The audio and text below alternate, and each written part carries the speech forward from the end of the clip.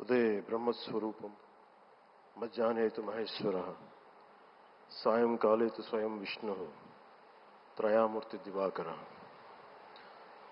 ముందుగా సూర్య భగవానునికి నమస్సుమాంజలు తెలియజేస్తూ యోగ విద్యను అందించిన ఆదియోగి పరమశివునికి, ఆ మహాయోగ విద్యని మనకి పతంజలి మహర్షి యోగశాస్త్ర రూపంలో అందించారు. వారిరువురి పాదపద్మములకు నమస్కారాలు. మన యోగ విశిష్టతను, గొప్పదనాన్ని ఋగ్వేదంలో ఉన్న మహానుభావులు తెలియజేస్తే దానిని ప్రపంచవ్యాపితం చేసిన దార్శనికులు మాత్రం గౌరవ ప్రధానమంత్రి శ్రీ నరేంద్ర మోదీ గారు. భారతీయ సనాతన ధర్మం తాలూకు విశిష్టతను యోగా ద్వారా విశ్వవ్యాపితం చేసిన ఘనత ఆయన సొంతం.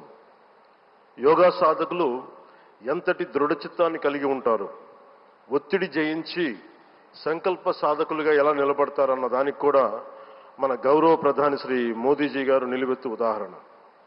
ప్రపంచ యోగా దినోత్సవం యావత్ భారతవానికి, భారతీయులకి దక్కిన గౌరవం. సరిగ్గా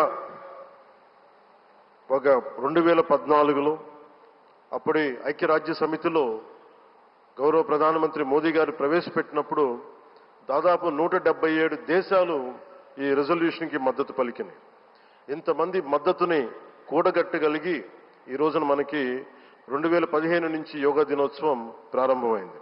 ఈ రోజున గౌరవ ప్రధానమంత్రి మోదీజీ గారి పిలుపు మేరకు మనం మొదట విశాఖ 11వ యోగా దినోత్సవ సంబరాలకు వేదిక అయింది. శ్రీ మోదీజీ గారి సమక్షంలో గౌరవ ముఖ్యమంత్రి వర్యులు శ్రీ చంద్రబాబు నాయుడు గారి కృషితో ప్రపంచ రికార్డుకు వేదికగా నిలిచింది. విశ్వనరులు మోదీజీ గారి పిలుపు మేరకు యోగా ఒక వన్ ఎర్త్ వన్ హెల్త్, ఈ ఆరోగ్యం థీమ్ని ఈ వేదిక నుంచి ప్రతి ఒక్కరూ ముందుకు తీసుకెళ్లాలని మనస్ఫూర్తిగా కోరుకుంటూ, ఇక్కడ ఆసీనులైన మీ అందరికీ, ఇక్కడికి వచ్చేసిన ప్రతి ఒక్కరికి కూడా పేరు పేరున నా హృదయపూర్వక వందనాలు, నమస్కారాలు.